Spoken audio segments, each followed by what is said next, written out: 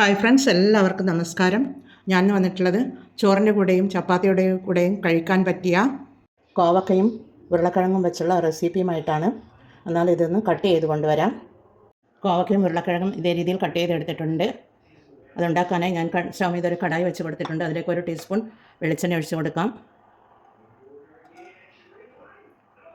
ഒരു വലിയ ഉള്ളിയാണ്, അത് കട്ട് ചെയ്തെടുത്തതാണ്. അത് നമുക്കിതിലേക്ക് ഇട്ട് കൊടുക്കാം.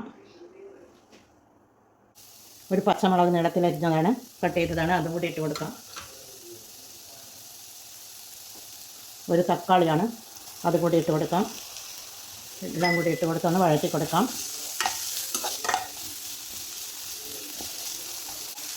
ഇത് വഴന്ന് കിട്ടാൻ ആവശ്യമായ 1 ടീസ്പൂൺ ഉപ്പിട്ട് കൊടുത്തിട്ടുണ്ട്. മൂടിയിട്ട് നമുക്ക് 1 മിനിറ്റ് ഇത് അടച്ച് വെക്കാം.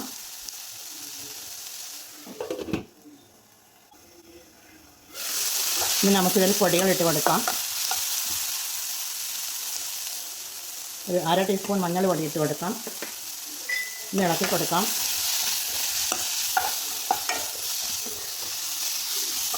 പൊടികൾ ഇട്ട് കൊടുക്കുന്ന സമയത്ത് നമുക്ക് തീ ചെറുതായി കുറച്ച് വെക്കണം.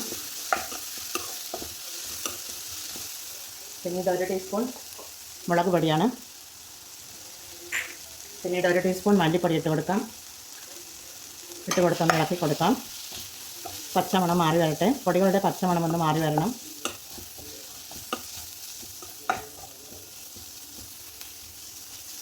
ഇതുപോലെ ഇങ്ങനെ അമർത്തി കൊടുത്ത് നമുക്ക് 1 മിനിറ്റ് കൂടി മൂടിയിട്ട് വെക്കാം.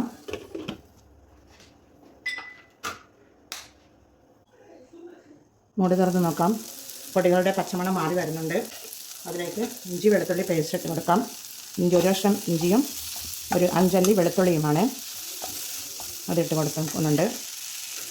പിന്നീട് കട്ട് ചെയ്ത് വെച്ച കോവക്കയും ഉരുളക്കിഴങ്ങും കൂടി ഒന്നിച്ച് തന്നെ ഇട്ട് കൊടുക്കാം. എല്ലാം കൂടി നമുക്കൊന്നുകൂടി ഇളക്കി കൊടുക്കാം.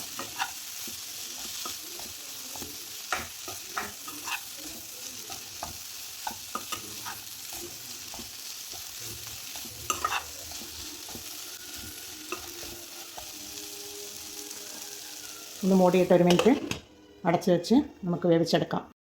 കോവക്കയും ഉരുളക്കിഴങ്ങും ഇവിടെ നല്ലതുപോലെ വാടി വന്നിട്ടുണ്ട്. അതിലേക്ക് നമുക്ക് 1 കപ്പ് ഇത് വേവാൻ ആവശ്യമായ 1 കപ്പ് വെള്ളം ഒഴിച്ച് കൊടുക്കാം. ഇളക്കി കൊടുക്കുന്നുണ്ട്. ഈ സമയത്ത് നമുക്ക് ഉപ്പൊന്ന് നോക്കാം. ഉപ്പ് കുറച്ച് കുറവുണ്ട്. ഒരു 1/2 ടീസ്പൂൺ കൂടി നമുക്ക് 1/4 ടീസ്പൂൺ കൂടി നമുക്ക് ഉപ്പിട്ട് കൊടുക്കാം. പിന്നീട് ഫുൾ ഫ്ലെയിമിൽ തീ വെച്ചതിന് ശേഷം മൂടിയിട്ട് നമുക്കിത് വേവിച്ചെടുക്കാം. കോവയ്ക്ക് അവിടുന്ന് വേവുന്ന നേരം കൊണ്ട് നമുക്കിതിന് വേണ്ടി ഒരു ചെറിയൊരു അരപ്പ് വേണം. അതിന് വേണ്ടി ഞാൻ കുറച്ച് നിലക്കടലയാണ് എടുത്തിട്ടുള്ളത്. പിന്നീട് 2 വെളുത്തുള്ളിയും 1 കാശ്മീരി മുളകുമാണ്. പിന്നീട് കുറച്ച് കൊപ്ര ഉണങ്ങിയ തേങ്ങയാണ്, അതുകൂടി ഇട്ട് കൊടുത്തൊന്ന് നമുക്ക് ചെറു തീയിലൊന്ന് ഫ്രൈ ചെയ്തെടുത്ത് അരച്ചെടുത്ത് കൊണ്ടുവരണം. തരിതരിപ്പായി അരച്ചെടുത്താൽ മതി. അരച്ചെടുത്ത് കൊണ്ടുവരാം. അതൊന്ന് ഫ്രൈ ആയി വരട്ടെ.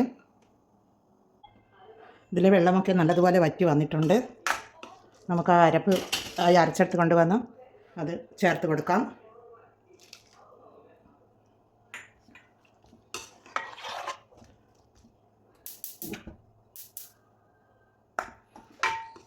ഒന്ന് ഇളക്കി കൊടുക്കാം. പിന്നീട് 1 ടീസ്പൂൺ കുരുമുളക് പൊടിയാണ്, അതിട്ട് കൊടുക്കാം. പിന്നീട് 1 ടീസ്പൂൺ ജീരകത്തിൻ്റെ പൊടിയാണ്, അതുകൂടി ഇട്ട് കൊടുക്കുന്നുണ്ട്. ഇട്ട് കൊടുത്തൊന്ന് ഇളക്കി കൊടുത്ത് മൂടി ഇട്ട് കൊടുക്കാം. ഇതിൽ വെള്ളമൊക്കെ വറ്റി വന്നിട്ടുണ്ട്. കറി ഇവിടെ റെഡി ആയിട്ടുണ്ട്. നല്ല ടേസ്റ്റിയായ കറിയാണ്. നിലക്കടല ഫ്രൈ ചെയ്ത് തരിതരിപ്പായി അരച്ചത് കൊണ്ട് തന്നെ അതിന് നല്ലൊരു മണവും വരുന്നുണ്ട്, നല്ല ടേസ്റ്റുമുണ്ട്. കഴിക്കുവാനും നല്ലൊരു ടേസ്റ്റുമുണ്ട്. എന്നാൽ ലാസ്റ്റ് ഇതിലേക്ക് കുറച്ച് കറിവേപ്പില ഇട്ട് കൊടുക്കാം. പിന്നീട് കുറച്ച് മല്ലിയില തൂവി കൊടുക്കാം. ഇത് മല്ലിയിലയാണ്, അതുകൂടെ തൂവി കൊടുത്ത് നമുക്ക് തീ ഓഫ് ചെയ്ത് കൊടുക്കാം. തീ ഓഫ് ചെയ്ത് കൊടുക്കുന്നുണ്ട്. നമുക്കൊരു സർവിങ് പ്ലേറ്റിലേക്ക് മാറ്റാം. ഞാനിതൊരു സർവിങ് പ്ലേറ്റിലേക്ക് മാറ്റിയെടുത്ത് വെച്ചിട്ടുണ്ട്. ഇതിലേക്ക് പിന്നീട് ലാസ്റ്റ് നമുക്കൊരു കടുക് താളിച്ചൊഴിച്ച് കൊടുക്കണം. അതിനായി ഞാനൊരു 1 ടീസ്പൂൺ വെളിച്ചെണ്ണ ഒഴിച്ച് കൊടുത്ത് അതിലേക്ക് കടുകും വറ്റൽമുളകും ഇട്ട് കൊടുത്ത് താളിച്ച് എടുത്തിട്ടുണ്ട്. അത് ഇതിലേക്ക് നമുക്ക് ഒഴിച്ച് കൊടുക്കാം. ഉരുളക്കിഴങ്ങും കോവക്കയും വെച്ചുള്ള കറി ഇവിടെ റെഡിയാണ്. എല്ലാവരും ഇത് ട്രൈ ചെയ്ത് നോക്കി ഫീഡ്ബാക്ക് അറിയിക്കണേ. കമൻറ്റും സബ്സ്ക്രൈബും ചെയ്ത് സപ്പോർട്ട് ചെയ്യണേ. അടുത്തൊരു വീഡിയോയുമായി വരുന്നത് വരെ എല്ലാവർക്കും താങ്ക് യു ഫോർ വാച്ചിങ്.